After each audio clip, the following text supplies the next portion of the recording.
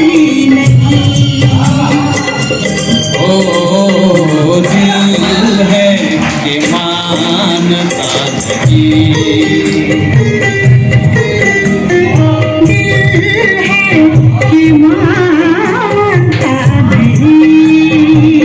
रोटरीतर्फे आयोजित अंध मुलांच्या ऑर्केस्ट्राचा ठाणेकरांनी लुटला आनंद।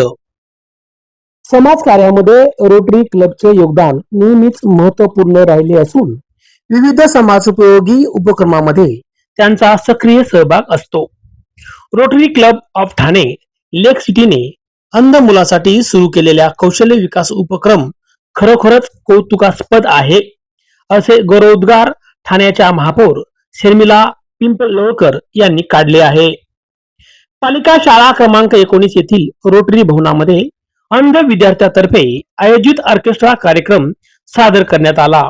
यावेळी ठाणे महापालिकेचे उपायुक्त मनीषजी जोशी, स्थानिक नगरसेवक सुनेश जोशी, रोटरी क्लबचे governor, Rotary club of Thane lake सिटीच्या अध्यक्षा दीपाली महेंद्र, माजी अध्यक्ष तसेच अमोल धर्मे, गणेश दरेकर, हेमाली शहा आदी पदाधिकारी उपस्थित होते।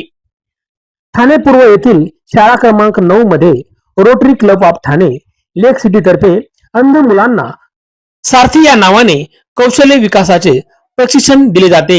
या उपक्रमामध्ये विद्यार्थ्यांनी हिंदी व मराठी गीतांचा सुरेल संगीत कार्यक्रम सादर केला। निधी संकलनाच्या उद्देशाने या कार्यक्रमाचे आयोजन करण्यात आले होते। उपायुक्त मनीष जोशी यांनी rotary club of Thane lake सिटीच्या कार्याचे कौतुक केले आहे।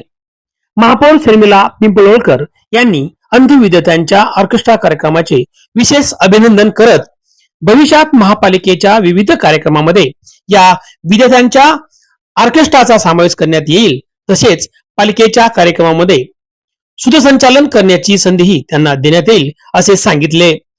नगरसेवक सुनेश जोशी यांनी या उपक्रमासाठी आपल्या 1 महिन्याच्या मानधनाची देणगी देण्याची घोषणा केली आहे।